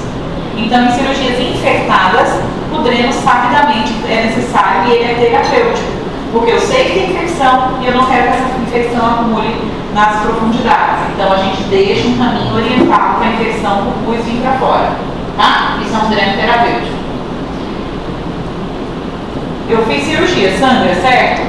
Se eu sei que vai sangrar pra caramba e eu não quero que junta sangue ali, eu deixo também um dreno terapêutico. Só que aqui é para sangue, para hematoma, para seroma. E um dreno sentinela? É um que fica só aqui, ó. Normalmente a gente deixa esse dreno em anastomoses. Anastomoses são suturas normalmente de órgãos tubulares, de vísceras, mas eu posso ter também uma anastomose de um retalho que está fechando um orifício e eu quero saber se essa sutura vai pegar ou não. Então, quando eu faço uma anastomose esofágica intestinal, qual é o risco? Deiscência e cair saliva no tórax, cair cocô na barriga. Eu quero que isso aconteça? Não. Vai acontecer? Talvez não, espero que não. E por isso a sentinela. Pode ser que esse dreno de fato não tenha secreção nunca, e é o que a gente quer. Mas a gente deixa ele mesmo assim em um tempo mínimo necessário, que é quanto? Uma semana. Por que você chutou uma semana? Eu preciso saber se vai ter ou não.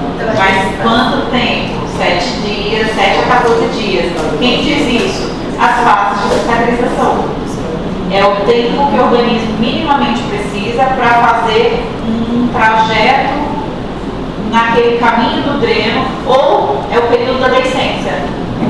Se até 7 dias não fez deiscência, a chance disso acontecer depois é menor. Então é o período crítico de deiscência. Então a gente sempre deixa o dreno sentinela no mínimo 7 dias.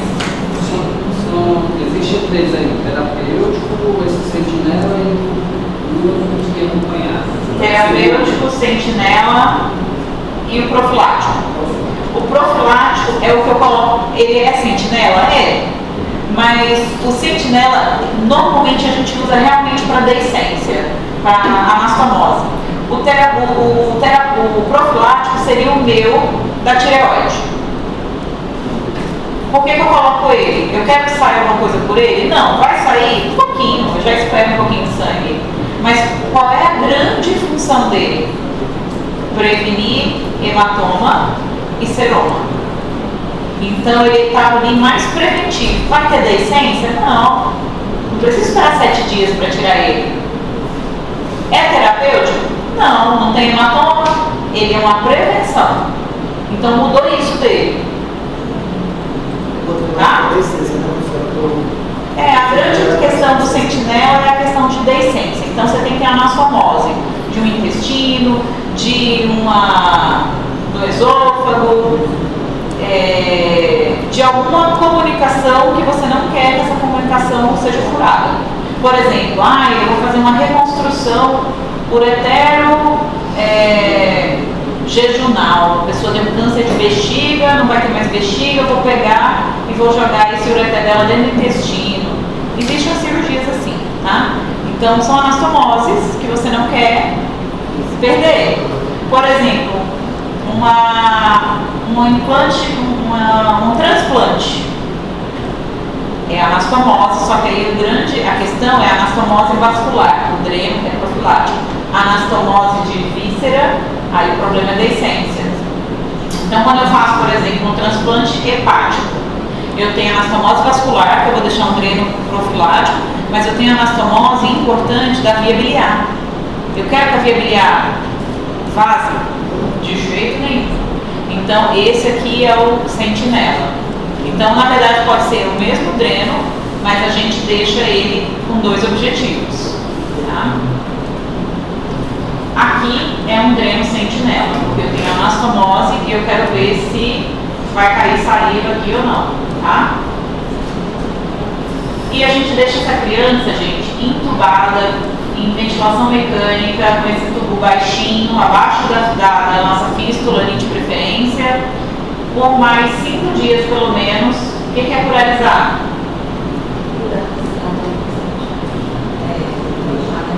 Curare. Quem sabe o que é curare? O termo curalizado, normalmente os 4 anos não sabem. Muito bem. Oriundo do quê? Do sábio da Amazônia, aqui do água, eu falei, pronto. Tá? Então, o termo curalizado é bloqueado, para ele não brigar com o ventilador. Porque às vezes a pessoa está sedada, mas ela briga com o ventilador, porque a sedação está superficial.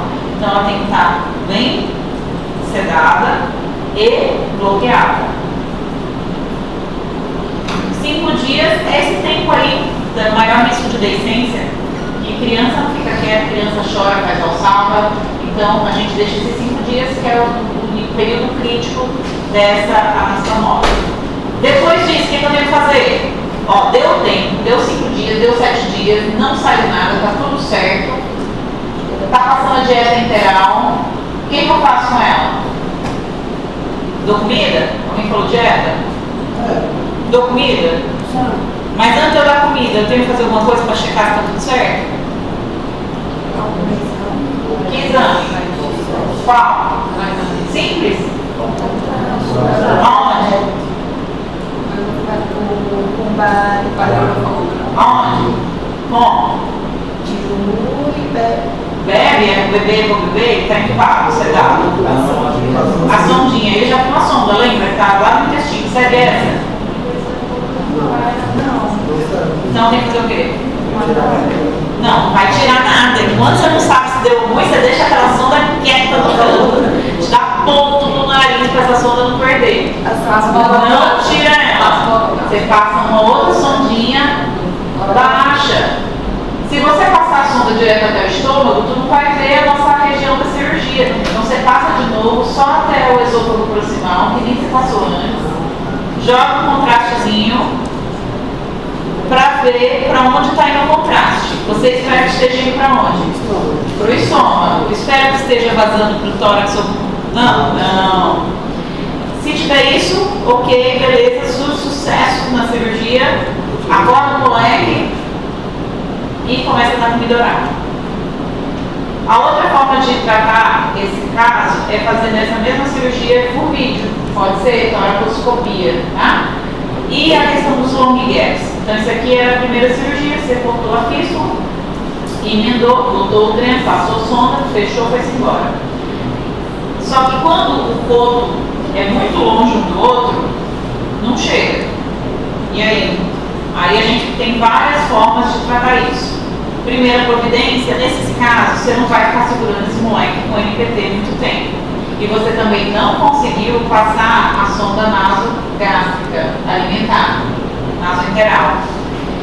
Logo, faz uma via alimentar, uma gastrostomia ou uma jejunostomia alimentar, para não deixar intestino dele atrofiar de vez. Às vezes você tem que mandar ele para o estado, às vezes, enfim, tem questões burocráticas que às vezes demoram também para resolver essa cirurgia de outra forma que é alimentar digestiva. E aí pode-se fazer manobras de distensão dos cotos ou simplesmente acompanhar o desenvolvimento da criança e ver se esse coto cresce sozinho, fazendo uso, por exemplo, de hormônio do crescimento. Tá? As manobras de distensão diária desses cotos são várias.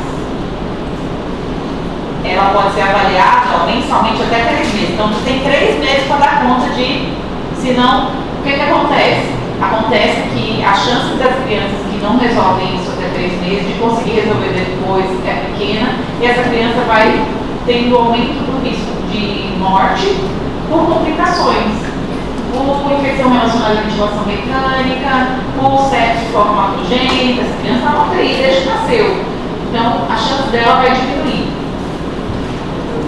E aí, uma das formas que tem de fazer essa distensão é como aquela primeira foto, onde depois que seccionou a fístula, dá lá uns pontos no coto distal, dá uns pontos no coto proximal e puxa esses fios aqui para a parede torácica fora e deixa um contra o outro, igual o cadastro de sapato. Aí todo dia vai alguém lá,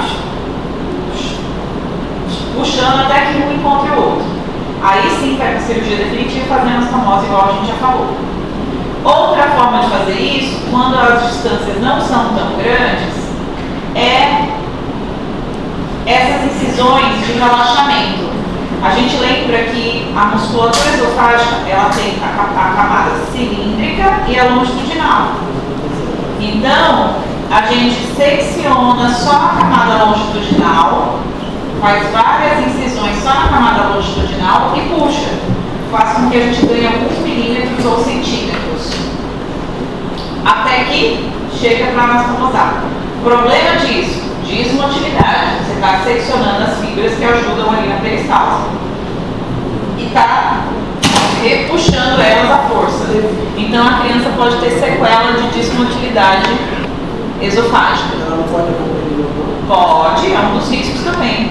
Deiscência por tensão. É um dos motivos que não pode simplesmente puxar e dar ponto, porque vai rasgar a deiscência. Quanto maior tensão na sutura, maior o risco de deiscência. E a outra forma é aquela do raio-x ali, gente. Aquilo ali são velas de Egger. Como fizeram a gastrostomia, o moleque é botulinho, certo? Aí existem essas velas que são instrumentos metálicos rombos que a gente usa para dilatar. Então ele está passando uma vela lá, ó, o médico está o bebê na UTI, enfia uma vela via oral, as cegas no esôfago e a outra via gastrostomia. E vai aqui, ó, todo dia, empurrando por dentro, até que uma chegue junto à outra. Como é que checa isso aqui? Raio-x no leito. Viram como ele fez ali em cima? Dá pra ver, né? Pois é, medicina a gente faz essas coisas cabulosas assim. Não. Velas de Egger com H. Ela não usa para pato, dilatação do pato. Não. A gente usa as velas de Egger para calibrar, por exemplo, suturas anais. Calibrar suturas. No parto. Para quando a mulher não tem passagem, antigamente usava muito isso aí. Para ver se tem passagem, usava vela de Para Egger. relatar para passagem. Jura?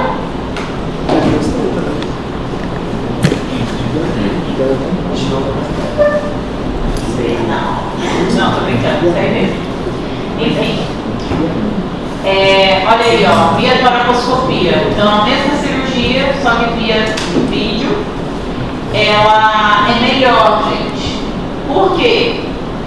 Todo mundo acha que a cirurgia de vídeo dá para ver menos. Errado. A gente tem uma visualização melhor, porque o vídeo vai mais além do que os nossos olhos.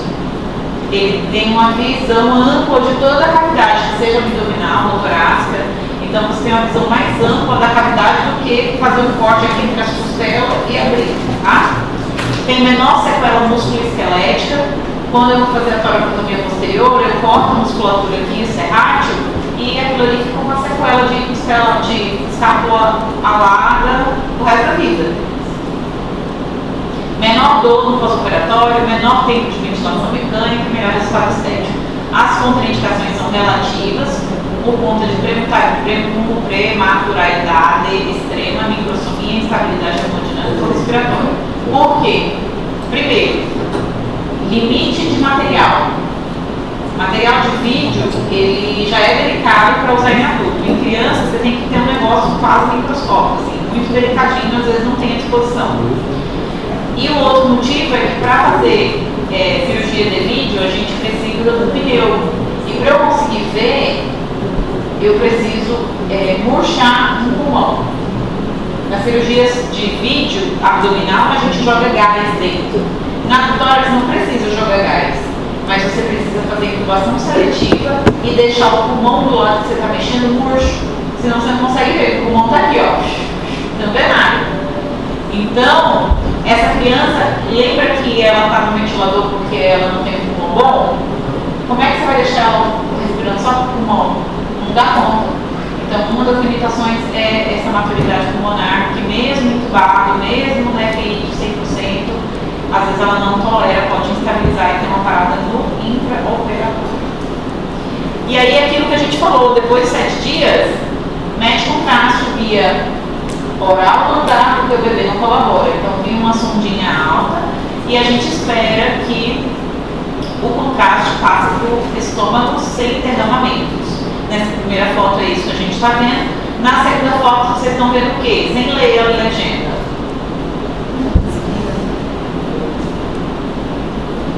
Tem um contraste do esôfago, estou passando para o estômago? Tá ou não tá? Tá passando para o estômago, sim ou não? Tá, gente, tá, confia. O estômago, a anatomia dessa criança é feia, porque ela é mal formada, mas tá passando para baixo? Tá. Mas tá passando também por mais algum lugar? Tá vazando no tórax. E que diabo é aquilo ali que vocês estão vendo assim pro lado? Aquilo lá é um negócio assim, que tá saindo assim, é uma cobra. Ah, tá. Na primeira linha? A primeira dessa segunda imagem. Ah, meu Deus. Ai, Jesus, gente, essa mangueira que tá ali, ó, onde é sentinela, tá ali do lado. Olha como ele guia o contraste, tá? Um dreno sentinela. Aí é o seguinte, derramou, beleza? O que a gente vai fazer? Vai pra cirurgia para dar ponto de novo? Não. Dependendo do tamanho do débito, a gente faz orações fervorosas e deixa mais um pouco, deixa quieto. Aí ele esperou mais um pouco, ó, fez de novo. Tá lindo, parou de vazar, tirou o dreno, sucesso, comida por boca, tá? Aquele negócio, sei lá, é questão para marcação mesmo? Qual é a lateralidade ou não? Tá vendo que tem alguma coisa aqui? Essa criança está na UTI, ela está com monitor cardíaco, ela está entubada, ela está toda encadida, tem fios ali passando, é os artefatos. Qual a complicação dessa cirurgia? Deiscência da sutura por conta da tensão, isso é 15%. Recidiva da fístula, rasgou-se. Mediastinite, sepse e morte, você já entende o motivo disso. Pneumotórax, pneumomediastino, sequela musculoesquelética como escápula alada, escoliose, assimetria da parede torácica, atrofia do cirrático, estenose da anastomosi. Lembra de mim, tudo que dá ponto em coisas tubulares, cicatriz pode cicatrizar estenosando e levaria a sintomas de disfagia, normalmente uma disfagia progressiva. Pode ser amanhã, mês que vem ou daqui a 3 anos. Dismotilidade ou pseudodivertículo, isso é muito frequente, afinal, já foi uma malformação, esse esôfago talvez nunca seja normal, e aí você ainda foi lá, estirou ele, deu cortes na musculatura longitudinal, então é comum que tenha desmotilidade, distúrbio de deglutição. Refluxo gastroesofágico, então, ó, 30 a 60%. Você puxou o corpo de estado e fez assim, ó. Então, pensamento diafragmático foi o saco. Sem falar na malformação e na questão da motilidade. A criança pode ter tosse e pneumonia de repetição também por conta desse refluxo. Termina de ler o nosso casinho lá da entrada. Então foi diagnosticada estenose Esofágica do tipo C, próxima. Realizada a ligatura de fístula traqueosofágica, anastomose esofágica terminal, com pouca tensão, cirurgia extrapleural com sonda tomótica. Aí, primeiro pós-operatório, iniciar dieta de teste com boa aceitação. Fora jogos. Primeiro dia mandaram beijar. Segundo pós-operatório, dieta de... Desculpa, essa dieta aí é via sonda, tá? É aquela sondinha transanastomótica. Então, era uma barriga, lembra? Era um intestino que nunca viu comida. Então, eles começam devagarinho também por isso. Se foi bem, progrediu dieta. Aí no 16º pós-operatório, esofagograma de controle. o que vocês acham desse esofagograma aí? Esse esôfago está feio, mas está aí. Nossos objetivos. Está passando contraste do estômago? Sucesso. Tá feio? Tá, dane-se, tá passando. Tem derramamento de contraste no mediastino, no tórax? Se era, por exemplo, uma atresia, a gente sabe que é tipo C, não tinha fístula. Então tem que realmente ver, tem derramamento fora do trajeto? Não, ótimo. Mas se fosse do tipo A, eu teria que me importar com isso? Não, tá? Professora, eu não entendi por quê. Essa campeonato é IPT. Por que no primeiro dia? Não, depois que você passou a sonda, não é passo cirúrgico, passar a sondinha no meio da tua sutura justamente para já dar uma via enteral de alimentação? Suspende a NPT. Vai ter urgente. Opa! Intestino bom, intestino com comida. NPT não é bom para ninguém. Tira da cabeça de vocês quem disse que NPT era a salvação de É porque na minha cabeça ia entrar com a alimentação, com a sonda só depois do... Não. Eu achei que tinha que falar. oral. Entendi. Mas assim que você tem uma sonda, uma via enteral, e aí você vai posicionar essa sonda mais baixa. Você não quer que o estômago fique cheio de comida para não resfriar. Mas passa a sondinha enteral. A dieta enteral é diferente da dieta que passa no estômago. Ela é mais elaborada, mais de alta absorção. Também é feita contínua, conta-gota contínua. Você não tem reservatório do estômago para que ela seja absorvida. Então ela é diferente da dieta gástrica. Mas você já quer passar comida nesse estômago, senão as velocidades vão levar à atrofia. Isso só gera problema, um atrás do outro. Beleza. Então, se está tudo certo, tira dreno, passa comida e alta. Resolvido o problema dessa criança. Vai ser um esôfago normal? Talvez não. Tá? Mas é o que a gente tinha para fazer com uma malformação. Tá? É importante que todas essas crianças com malformação, os pais saibam disso.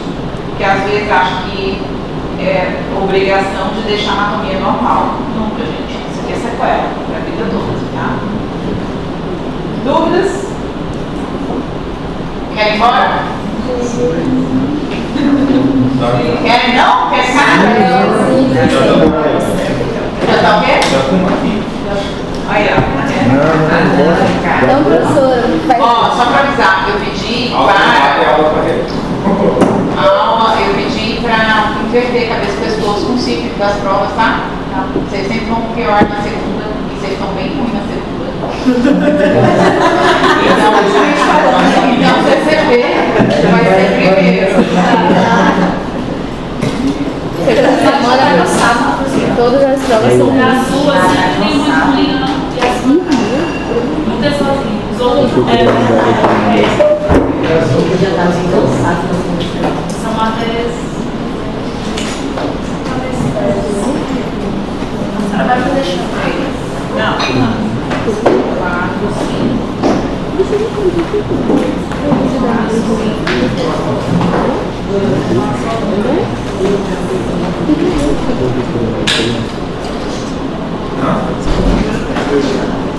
Quer pegar estrada?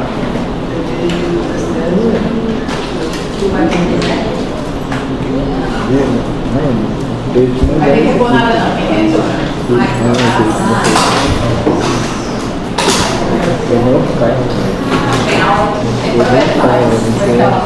E falar que vai ter que separado. Cancela tudo. Então eu botei de molho, não sei se é a coisa. Ah, é meu ainda?